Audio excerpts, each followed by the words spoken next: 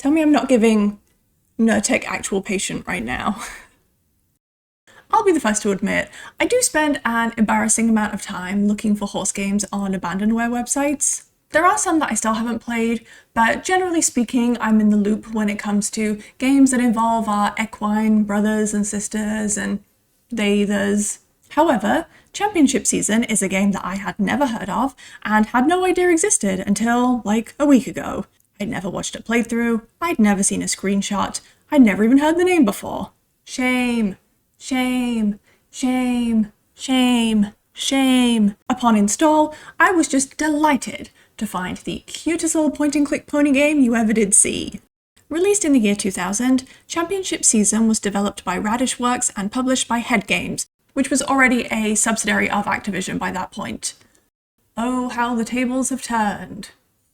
Radish Works' previous title was a horse racing game called, brace yourselves, Horse Racing, but that's more of your traditional race management. But that's more of your traditional management sim than your true blue horse game.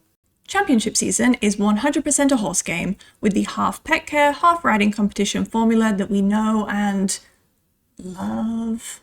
The game was released under two different names, Horse Illustrated Championship Season and Farnham 3-Day Eventing, with both companies having sponsored the game in some form whilst getting some of that sweet, sweet product placement.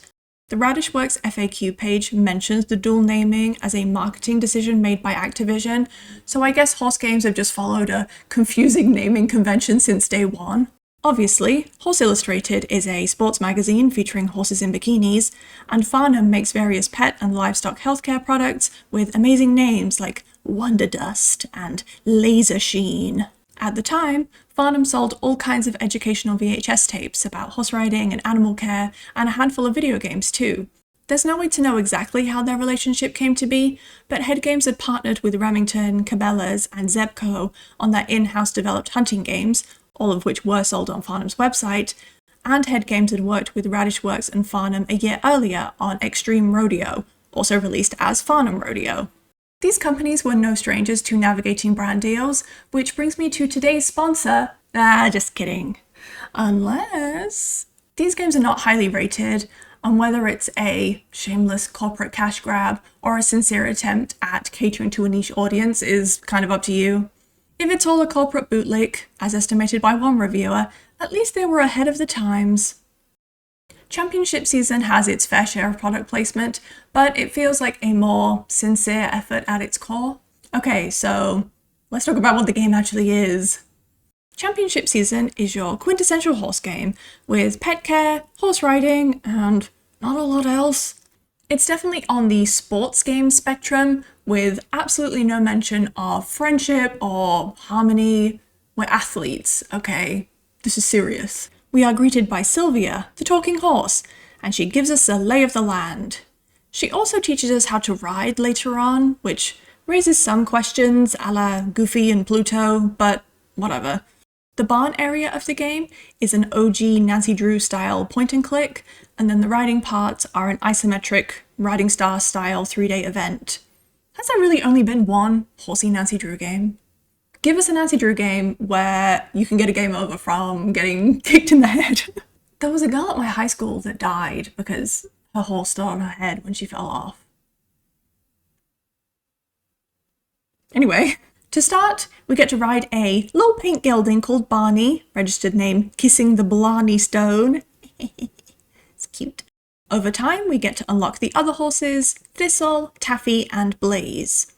Each horse has their own stats and a specific diet that can be found on the charts outside of their stall. They're also assigned a colour so that they get their own equipment. It's so cute, this game is so cute. Each time we take care of Barney or do well in a competition, we get awarded horse credits. If you give him the wrong food or forget to put him back in the stable before closing the game, you lose points. Your points can be found on the numerous whiteboards around the barn, but the game crashed every time I clicked on one, so my own credits are a mystery to me, just like my real-life credit score. There's a README text document in the game files that tells you how many points that you get per action, and to unlock the level 5 events you need 1,000 points. There isn't a diegetic way to leave the barn and come back tomorrow, so you'd really be in an endless cycle of feeding and grooming and riding to ever get that far. I could not get this game to stop crashing and it wouldn't save my progress, so I was never able to make it past level 1.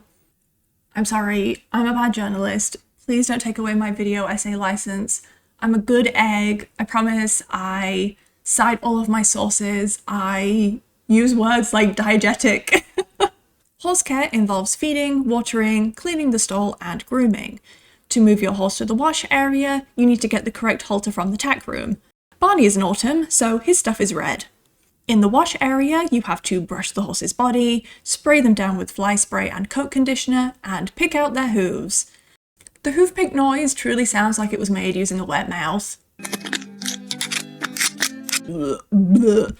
You tack up your horse after getting the saddle and bridle from the tack room, and then you're ready to ride.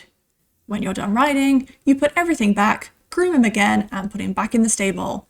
The cycle runs in perpetuity. We are just a cog in the machine. It makes me sad that you can't pet the horses, but there is a goat that you can pet, so swings and roundabouts. It always annoys me when people are like, British people say weird stuff, but they kind of got us with swings and roundabouts. Google it, okay? The riding elements are dressage, cross-country, show jumping. For dressage, you follow the dots in the correct gait, and for cross-country and show jumping, you need to use the spacebar to jump. It is very similar to Riding Star, which would have been released a little bit earlier.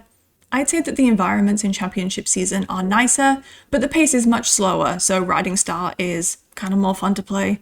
The hardest event is the cross-country, as the timing for these jumps is so annoying. My poor rider was continually dashed to the ground for 5 minutes before I cleared the first fence. And then I fell off again. I figured out that you need to jump way earlier than feels necessary and got a slightly more respectable time with only 2 falls. One time I fell off a horse when I was a kid and I ripped a hole in my jodhpurs on the butt, and no one told me until I got home. In the barn, we have a kitchen, a feed room, and a tack room. Obviously, it's not the most enthralling environment, but all the little details make it feel lived in and way less flat. You can change the radio station and play some fresh tunes if you like.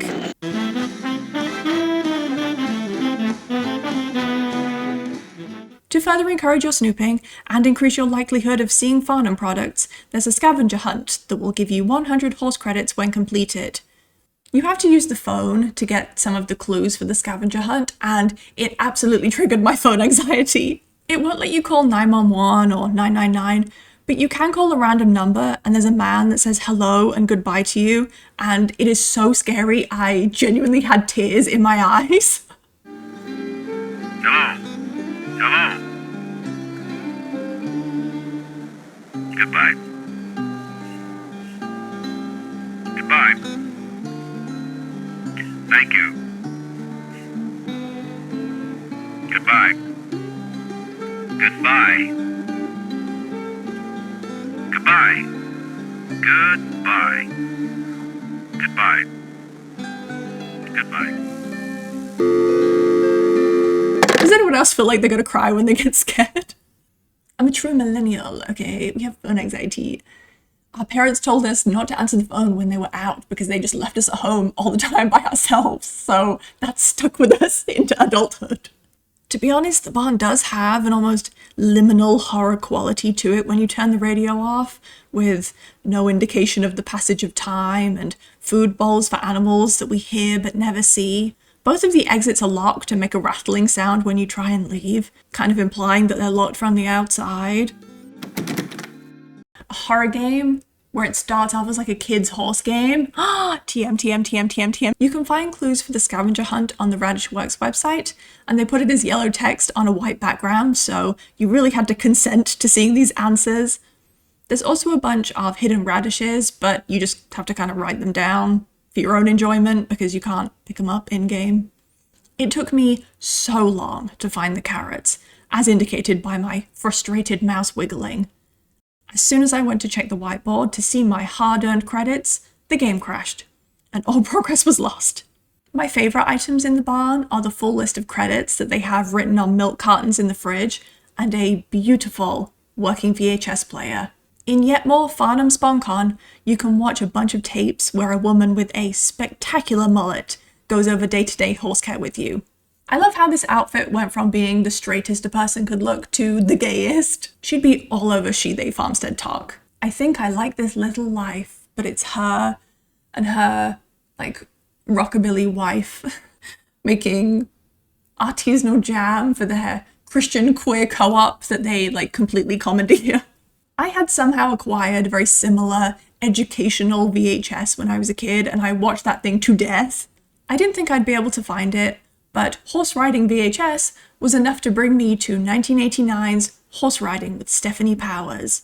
At the time, I did not know who Emmy and Golden Globe winner Stephanie Powers was, and to be honest, I still don't, but you can buy a signed copy of this VHS from her website, so join my Patreon. The only thing I could remember about that tape was that she had an anecdote about a kid giving a horse way too much water, and when I tried to look up footage of this tape online, that is the only video that I could find. Anyway, these in-game videos are a huge nostalgia trip if you were also a big fan of these educational horse riding tapes. If you know who this woman is, answers on a postcard. Radishworks had testimonials about this game on their website, and some of them are genuinely touching. After watching other videos that fondly look back at this game, it clearly was a formative experience for many a horsey youth and captured kids' imagination despite being kind of bare bones.